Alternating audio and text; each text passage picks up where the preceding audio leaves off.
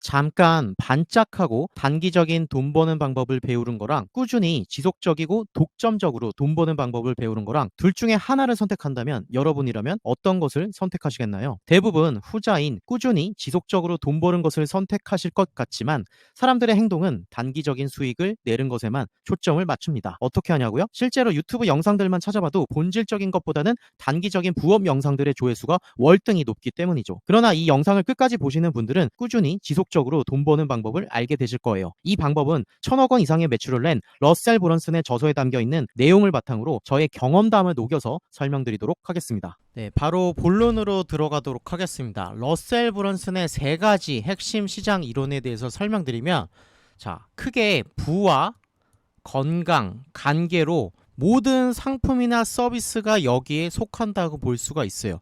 그래서 거의 대부분의 고객들은 제품이나 서비스를 통해 이 3가지 영역 중에서 특정한 결과를 얻으려고 합니다.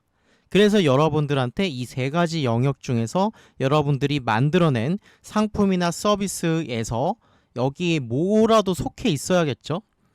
만약에 내 제품이나 서비스가 여기에 안 맞는 것 같다. 나는 여기 속하지 않는 것 같은데? 그런 생각이 드시는 분들이라고 하더라도 마케팅을 하기 위해서 우리가 카피라고 하잖아요. 카피를 쓴다고 하잖아요. 그 카피라이팅의 경우에는 최소한 이 부, 건강, 관계 중에서 하나에 초점을 맞춰서 카피라이팅을 쓰는 것을 추천드립니다.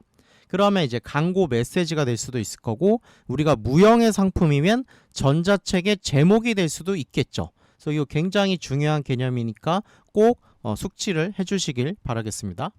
자, 그 다음에 3가지 핵심 시장이 있으면 이것을 또 쪼개면 하부 시장이 나오고요.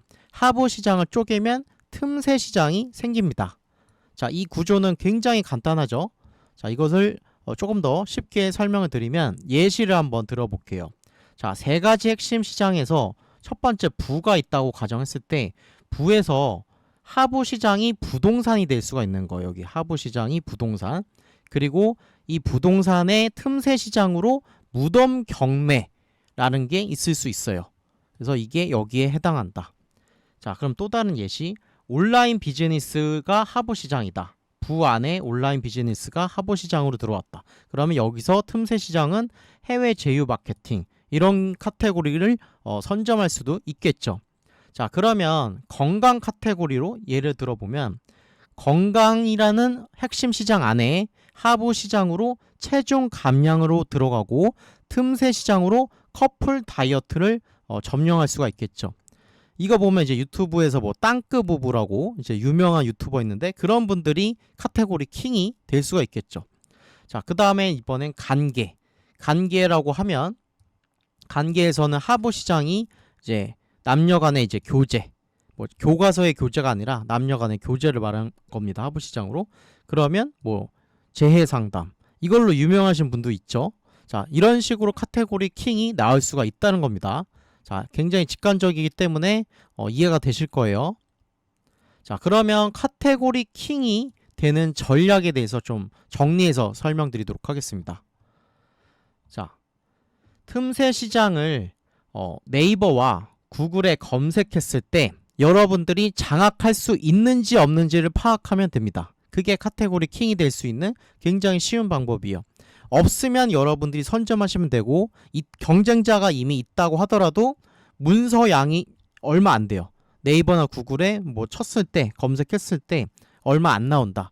그러면 그 틈새 시장을 공략해봐도 좋겠죠. 자, 그런데 만약에 장악하기가 어렵다. 이미 너무 많은 경쟁자가 있다.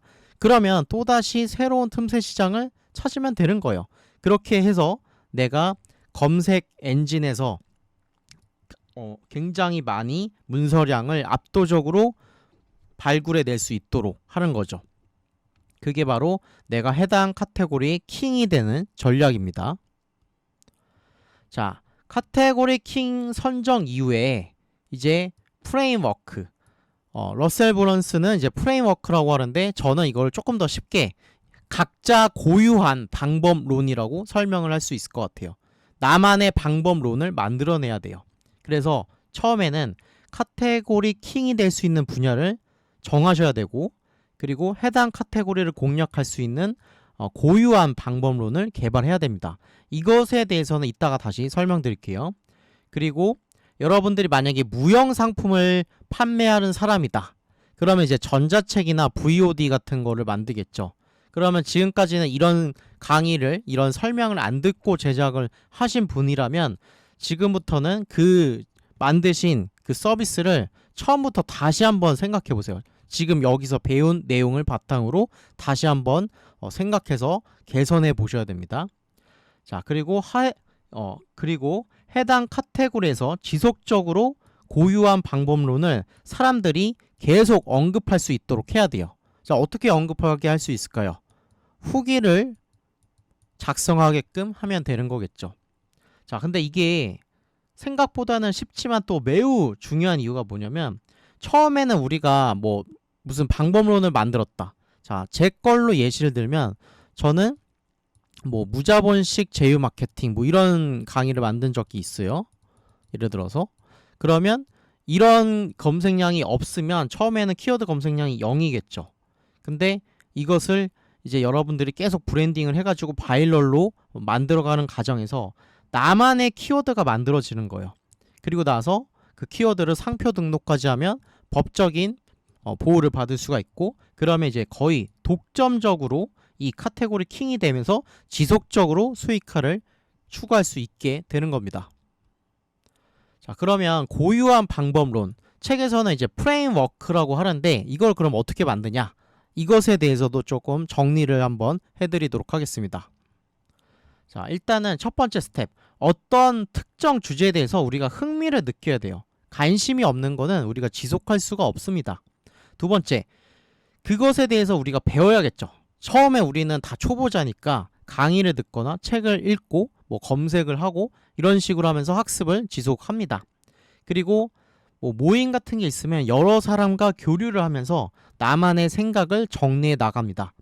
그래서 어떤 특정한 결과, 만약에 우리가 마케팅 강의나 뭐 이런 거면 뭐 수익이 될 수가 있겠죠. 그래서 그런 것을 얻기 위해 내가 실험지가 되는 거예요. 내가 마루타가 돼서 실험을 한번 해보는 거죠. 이것을 방법론으로 만드는 거예요. 지금까지 내가 가설을 세우고 이런 것들을 방법을 좀 쉽게 할 수 있게, 그것을 프레임워크라고도 하고 방법론이라고도 합니다. 그래서 기존에도 뭐 강사들이나 또는 뭐 어떤 컨텐츠가 방법론이 잘 정리가 되어 있으면 거기에서 내가 내 생각과 내 경험과 이런 것들을 많이 덧붙여가지고 나만의 방법론을 만들고 네이밍을 붙여줍니다. 그래서 해당 방법론을 가지고 주변 사람들한테 테스트를 해보고, 이때 비포 애프터 후기가 굉장히 중요해요. 이게 있어야지 사람들한테 신뢰가 생기겠죠. 그래서 나한테도 테스트해보고 주변 사람들한테도 테스트했을 때 이게 이 방법이 먹힌다. 그러면 그때부터는 이 테스트 결과를 잘 정리해서 후기를 잘 준비하고 그 다음에 랜딩 페이지를 만들어서 이제 마케팅 퍼널을 구축하는 단계로 넘어가면 됩니다. 이게 바로 브랜드 설계자에서 나오는 고유한 방법론, 즉 프레임워크를 만드는 프로세스라고 생각하시면 돼요. 그러면 이거를 좀 세 가지로 더 쪼개서 설명드리면, 가설을 좀 세워야 돼요. 가설.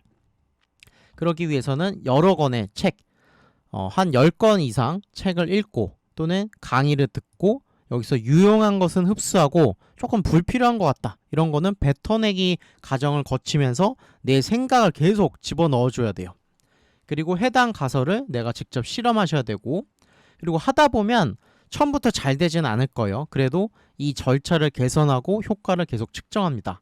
당연히 처음 실행하다 보면 결함이 생기기 마련이고, 그러한 결함을 내가 어떤 식으로 테스트해서 보완해 나갈 수 있는지, 이런 것들을 반복하면서 이 본질을 강화시킬 수 있습니다. 그리고 나서 이 방법론에 대한 이름을, 나만의 이름을 만들어 주시면 돼요. 예를 들어서 땡땡을 위한 땡땡 단계 또는 뭐 땡땡 방법론, 뭐 이런 식으로 네이밍을 만들 수가 있겠죠. 뭐 직장인을 위한 2단계 쇼츠 수익화 방법론, 뭐 이런 식으로도 될 수가 있겠죠. 그럼 이제 이거를 포장을 해야 됩니다. 포장. 자, 포장하는 단계는 첫 번째, 내가 이런 테스트를 어떻게 배웠는지를 오픈하시면 돼요. 이번 지금 영상에서도 저는 러셀 브런슨한테 배웠다는 것을 지금 미리 오픈했죠. 그런 것처럼 이런 거를 밝히는 게 좋아요. 근데 대부분의 사람들은 어디서 배운 것을 밝히질 않아요. 일단 이것도 문제고, 그리고 방법론을 이제 우리가 소개를 합니다, 사람들한테. 그리고 바로 본론으로 들어가는데, 그러면 고객들이 가치를 느끼지 못합니다. 그래서 내가 이것을 얻기 위해 뭐 얼만큼의 돈을 썼고 얼만큼의 시간을 썼고 내가 테스트를 어떻게 하면서 내가 어떤 좌절과 실패를 겪었는지, 이런 것들을 사람들한테 얘기해주면 좋겠죠. 그리고 주변 사람들한테도 테스트를 했는데 그러한 과정이 어땠는지, 이런 거를 이제 프로세스 이코노미라고도 하는데, 이러한 그 과정을 계속 공유를 해주면 가치가 높아집니다. 가치가 높아져요.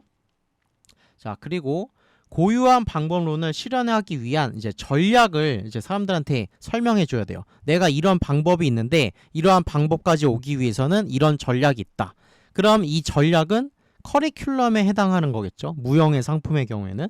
그리고 이러한 고유한 방법론을 실현하기 위한 구체적인 그 행동 방안, 이제 전술에 대해서도 이제 랜딩 페이지에서 설명을 해줘야 되고, 그리고 이게 얼마나 효과가 있는지를 알려줘야 되는데, 이게 처음에 여러분들이 무료나 저가로 판매를 하셔야 되는 이유예요. 그렇게 해야지 후기를 쌓을 수가 있잖아요. 그래서 후기를 받아야지만이 저항을 극복할 수가 있어요. 저항은 이거예요. 고객들이 강사만 특별해서 효과 있는 거 아니야? 과연 나도 효과가 있을까? 이런 거를 좀 무력화할 수 있는 방법이 이 비포 애프터 후기다 라고 생각하시면 됩니다. 자, 그래서 이거를 좀 전체 그림으로 설명을 드리면, 자, 무형 상품 기준으로 설명드리지만 유형 상품에도 해당하는 거는 마찬가지예요. 자, 우리가 방법론을 만들었죠. 여기에 핵심 제안으로 감쌀 겁니다. 핵심 제안이 뭔지는 아직 설명 안 드렸어요. 이따가 설명드릴게요. 핵심 제안으로 이렇게 감싸면 이 전체가 거대한 이제 하나의 상품이 되는 거예요. 그러면 이 상품을 이제 랜딩 페이지도 작성하고 광고를 돌리겠죠. 그래서 고객들한테 도달이 될 텐데, 자, 이거는 판매자 입장이고 고객 입장에서는 거꾸로 갑니다. 고객은 광고를 보고 광고에서 핵심 제안을 본 다음에 핵심 제안 안에 숨어져 있는 이 방법론에 대해서 보게 됩니다. 그래서 이게 1단계, 2단계, 3단계가 되겠죠. 자, 고객 입장에서는 거꾸로지만 우리는 여기 또 역으로 이렇게 만들어 간다는 것을 여러분들이 인지를 해주셔야 됩니다. 자, 그러면 이제부터 핵심 제안을 감싸는 방법, 구축하는 방법에 대해서 설명드릴게요. 굉장히 쉽게 설명드리면 이런 거라고 보시면 돼요. 무형 상품에서 많이 보셨을 거예요. 자, 이게 이런 기능이 이 정도 가치가 있고 이 기능은 이 정도 가치가 있는데 합계가 얼마입니다. 그런데 나는 선착순으로 뭐 무료로 주겠다. 그러면 가치가 없다고 느끼지는 않을 거예요. 일반적인 사람은. 웬만해서는 열의 9은 가치를 느낄 겁니다. 그래서 처음에는 이렇게 무료 상품을 만들어 보는 것을 추천드립니다. 그렇게 해서 고객 DB를 받고 거기서 모인 잠재 고객 대상으로 이것을 우리가 유형의 상품, 그러니까 돈을 지불할 수 있는 상품으로 또 추가적으로 만들어서 고객한테 전달해 주면 그때 일정 비율이 구매를 하고 이제 유료 고객으로 바뀌는 거예요. 그래서 이게 핵심 제안을 구축하는 방법입니다. 그러면 이것에 대한 공식을 간단하게 설명드리면, 내가 100만원의 상품을 팔고 싶다. 그러면 내 서비스의 가치는 그 10배인 1000만원 정도가 돼야 되고, 아까 전에 핵심 제안 만드는 거 설명드렸다시피 이게 어떤 것 때문에 1000만원 정도의 가치가 있는지를 설명한 다음에 1000만원을 받는 게 아니라 그게 100만원입니다 라고 하면 가치가 10배 크니까 우리가 더 손해인 것 같지만 고객한테는 이득이기 때문에 고객이 구매를 할 가능성이 굉장히 높아질 수 있다는 거죠. 이것은 제가 이제 실험을 통해서 했었던 결과들이기 때문에 여러분들께서는 꼭 한번 실험을 해보셨으면 좋겠고요. 그리고 이 영상이 도움되셨다면 추가적으로 더 도움되실 수 있도록 제가 고정 댓글에다가 다른 영상 링크를 넣어놨으니까 해당 영상도 참고해 보시길 바라겠습니다.